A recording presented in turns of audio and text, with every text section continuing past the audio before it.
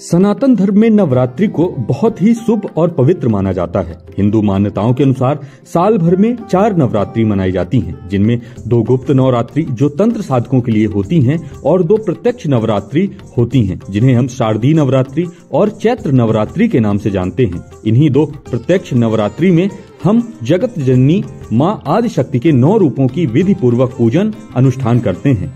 Local 18 से बात करते हुए आचार्य पंकज सावरिया ने बताया कि चैत्र नवरात्रि में मां जगत जननी के 9 अलग अलग रूपों की आराधना की जाती है। मां जगत जननी की विधि पूर्वक पूजन हवन करने से व्यक्ति के जीवन में आई सभी समस्याएं दूर हो जाती हैं, सभी प्रकार के दुखों से मुक्ति मिलती है, साथ ही घर में सुख समृद्धि और खुशहाली आती है। इसलिए चैत्र नवरात्रि में अपने घर घट स्थापित कर पवित्र मन से मां आदिशक्ति का पूजन अवश्य करें। तो आइए आचार्य पंकज सावरिया से ही जानते हैं कि घट स्थापना का शुभ मुहूर्त और विधि क्या है। जय श्री कृष्ण। मैं आचार्य पंकज सावरिया। अभी हाल ही में चैत्र नवरात्रि प्रारंभ हो रही है। सबसे बड़ी बात है कि हमें मुहूर्त में ही करना, किसी कार्य को करना चाहिए।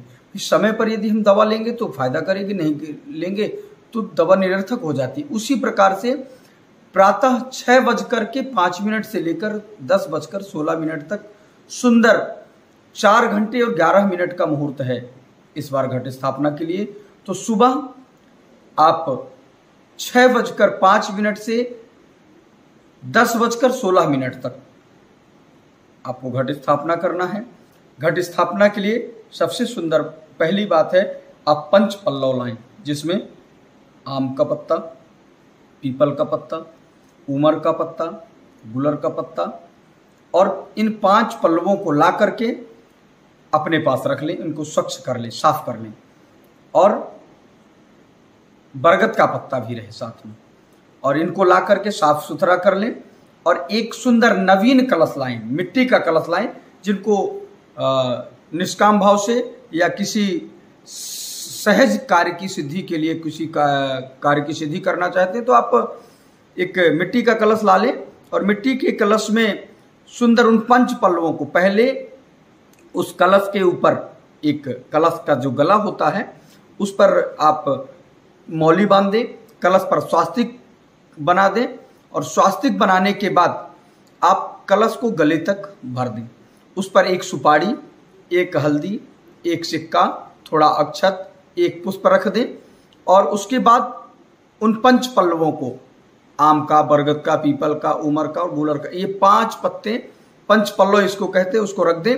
उसके ऊपर एक प्याले पर, एक प्याला अर्थात मिट्टी का ही सकोरा कहलाता है, छोटा कटोरा होता है, उस पर आप कुछ अनाज भर करके उसके ऊपर एक नारियल आप स्थापित करें।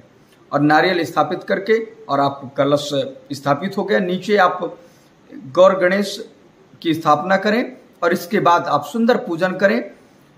सुबह ब्रह्म मुहूर्त में ही इस बार का पूजन का मुहूर्त है, 6:05 से 10:16 तक। आप पूजन करके एक दीपक जला लें, जो कार्य दीप कहलाए। यदि आप अखंड ज्योत जलाना चाहते हैं, बहुत सुंदर बात है।